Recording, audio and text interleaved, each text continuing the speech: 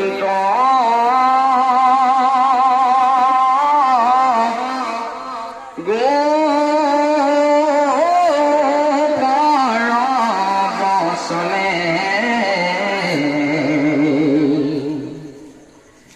লবণ দিবন্ত গোপী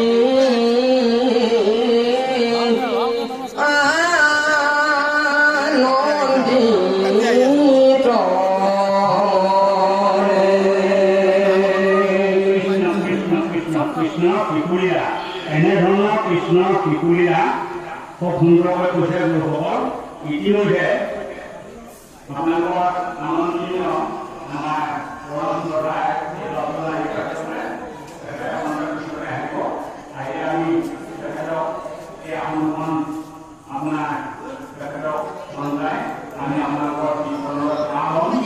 এতিয়া এই আপোনাৰ কৃষ্ণৰ শিশুলীলা যিজন পৰমব্ৰহ্ম নাৰায়ণে যিখন শিশুলীলা সম্পূৰ্ণ এতিয়া আমাৰ ল'ৰা ছোৱালীবিলাকে শিশুকালত যিবিলাক লীলা সম্পূৰ্ণ কৰিছে এই গোটেইখিনি সম্পূৰ্ণ লীলা এই কৃষ্ণই কৰিছে। গতিকে এনে কৃষ্ণ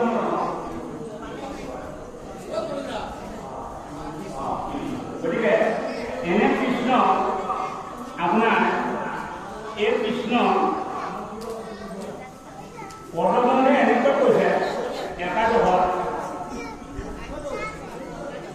স্বয়ং প্ৰভু নাৰায়ণ কৃষ্ণই কৈছিলে তাৰ আগত কৈছিলে উদ্ধৱ মহন্তৰ আগত কি বুলি আমাকো নপাৰি কোনো জ্ঞানী কৰ্মী লোক সাধু সংগে অৱশ্যকে বৈষ্ণৱৰে মুখ। এই কৃষ্ণই যেতিয়া ডাঙৰ দীঘল হৈ আপোনাৰ ৫৭ কোটি যদুবংশৰ ভিতৰত উদ্ধৱ মহন্ত পৰমব্ৰহ্ম নাৰায়ণে আঙুলি ধৰি আলিংগন কৰিবলৈ কৈছে যে হে সতী উদ্ধৱ আমাকো নপাই কোনো কৃষ্ণ জ্ঞানী কৰ্মী লোক সাধু সংগে অৱশ্যকে বৈষ্ণৱৰে মুখ। এতিয়া আপোনালোকে কায় বাক্যমনে মহাভাগৱত শাস্ত্ৰভাগ শ্ৰৱণ কৰিছে, আপোনালোকে নয়ন ভৰি পেলাই আপোনাৰ ভাগৱতলৈ দৃষ্টি কৰিছে। আপোনালোক সাধু, আপোনালোক মহন্ত, এই সাধু মহন্তই স্বয়ং কৃষ্ণই উদ্ধৱক কৈছে সাধু সংগতহে মোক পাব, মোক আন জেগাত নাপাব। আমাকো নপাই কোনো জ্ঞানী কৰ্মী লোক সাধু সংগে অৱশ্যকে বৈষ্ণৱৰে মুখ। আমাকো নপাই কোনো জাগৰ যজ্ঞ দানে মহামন্ত্ৰ যজ্ঞ কোটি শতৰ তীৰ্থত স্থানে প্ৰতি মোক কোনো আপোনাৰ তপ কৰিও নাপায়, জপ কৰিও নাপায়, ভূ কৰি দিব, ধ্যান কৰিলেও নাপায়, আকৌ যজ্ঞ কৰিলেও নাপায়, কতো নাপায়। কিন্তু মোক সাধুৰ লগতহে পাব।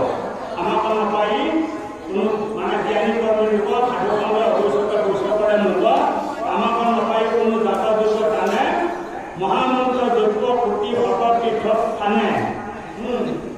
গতিকে আনদেৱ নলাভে নসাধে স্বৰ্গ কাম নেৰে সুখে দুখে মুখে মূৰৰ গুণৰ নাম। সখী শুনা, কোনো দেৱতাক কি আৰাধনা নকৰে, স্মৰণ নকৰে আৰু সুখে দুখে মনে মুখে মোৰ গুণ গৰিমা কোনোদিন পাহৰি নাযায়। দে সখী, আপুনি যেনেকৈ পাহৰি নাযায় উদ্ধৱক কৈছে এনেধৰণে পাহৰি নোযোৱা ভকতবিলাকৰ লগত মই কি হৈ থাকোঁ জানেনে? মই বৈশ্য হৈ থাকোঁ। বৈশ্য যেনি মাতে মই তেনি যাওঁ, মই এনেকৈ বৈশ্য হৈ থাকোঁ। গতিকে আপোনাৰ আগত পৰম ব্ৰহ্ম আপুনি মোৰ বান্ধৱ, গতিকে আপোনাৰ শৃংখলাত্মক কথাখিনি কৈছোঁ বুলি উদ্ধৱ মহন্তৰ আগত স্বয়ং প্ৰভু নাৰায়ণে কৈছে। এইটো আমি কোৱা বা আপোনালোক ভকত কোৱা নহয়, স্বয়ং প্ৰভু কৃষ্ণই কোৱা কথা। এনেধৰণে হে কৃষ্ণ এই এতিয়া শিশুকালত যিবিলাক আপোনাৰ কৰ্ম কৰি আহিছে এই কৰ্মসূচীখিনি আপোনাৰ ঘৰত এনেধৰণৰ যদি শিশু আছে শিশুটোৰ লগত পথখিনি মিলাই পেলাই আপুনি চিন্তা কৰক আপোনাৰ শিশুটোৱে সেইখিনি কৰ্ম কৰি আছে। গতিকে শিশুকালত কৰ্মবিলাক পৰম ব্ৰহ্ম নাৰায়ণে যদি জন্ম কৰি মানুহৰ নিচিনা শিশুকালৰ কৰ্মবিলাক কৰি আছে। কৰি থকা তেতিয়া তাৰপিছত পিছতটো ক'লে কি বুলি আপোনাৰ অনন্ত কৃষ্ণৰ মূৰ্তি মহিমা নজানি বান্ধি ফেৰবোৰ উলিয়া হাতত ধৰি আনি তথা জগাই এওঁক বান্ধি থব লাগিব। তেতিয়াহে মই মোৰ দক্ষিণ মঠা কামটো সুখা শান্তি কৰিব পাৰিম বুলি আপোনাৰ বান্ধিব ধৰিলে। বান্ধিব ধৰি যদি দুই হাত ধৰি কৰি এই বান্ধিছে ৰছীয়ে নাটে পৰম ব্ৰহ্ম নাৰায়ণে তাতে এটা মহিমা দেখাই দিলে আৰু গোপীসকলে আনি ৰছী দিছে জন্ম নাকে অৰ্থাৎ এই জন্ম কিহৰ কাৰণে নাকে ভকতি দিশটো নাই সেইখিনি সময়ত যশোদা নাই মানে ৰাম ভক্ত আছে কৃষ্ণৰ ওপৰত গতিকে দম্ভ অহংকাৰ কৃষ্ণ নাপায় ভকতি দিশটো নাই গতিকে বান্ধিব পৰা নাই গতিকে নাতে জন্ম নাতে গতিকে সেই তেতিয়া আপোনাৰ দেখায় কৃষ্ণ বন্ধনৰ দৈবন্ত ভক্ত বৎসৰৰ দেখাই অৰ্জুনক উভন দিয়া উৰৰ ভসাই যেতিয়া আপোনাৰ যেতিয়া মাকৰ স্বামী পাতি যেতিয়া জন্মনাথে বান্ধোতে যেতিয়া দেখিলে মাকৰ ঘাম হৈ গৈছে তেতিয়া পৰম ব্ৰহ্ম নাৰায়ণে তেতিয়া বন্ধন ল'লে লোৱাৰ পিছত আপোনাৰ বন্ধা হৈছে নি উৰৰ গছত আপোনাৰ ধান শুনা উৰৰ এই উৰৰ আপোনাৰ বান্ধি থৈ পেলাই তেতিয়া নিজৰ কামলৈ আগুৱাই গ'ল আৰু সেই উৰৰটো উভন দিয়া উৰৰ ভসাই নন্দে বান্ধ মেলি আহি কোলে কৰি লৈ গোপগণ সংগে ৰংগে আনন্দে কৰিব যেতিয়া আপোনাৰ এই উৰৰটো টানি টানি লৈ যাওঁতে উৰৰটোৱে যেতিয়া পথালি হৈ আপোনাৰ অৰ্জুন গছ দুডাল আছিল নহয় সেই দুডাল বিষ মানে কাপত ভস্ত হৈ বিফল হৈ আছিল সেই দুডালত যেতিয়া লাগি গ'ল উৰৰ পথালি হৈ শিশু এটাই চাওকচোন উৰৰটো টানি নিওঁতে গছ দুডাল উঘালি পৰি যায় সেই দেৱদূতাই নিজৰ আপোনাৰ ৰূপটো ধাৰণ কৰি চৰলৈ গুচি গ'ল এনেকৈ নন্দই আহি পেলাই বান কৰাই পেলাই ভোগাত গৈছে আনন্দ লগাই তাৰপিছত কি কয় কৃষ্ণ আগুৱাই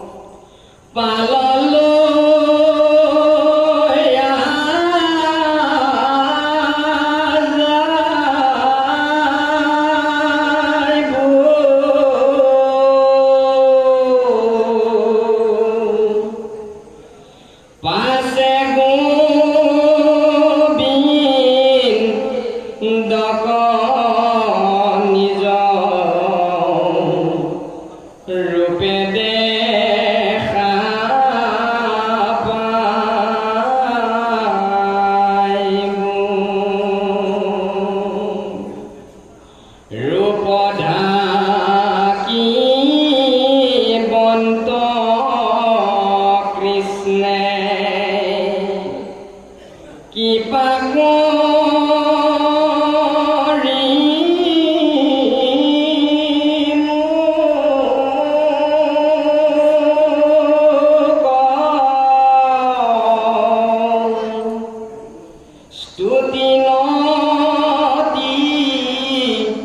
কৰোঁ যাই পোষয়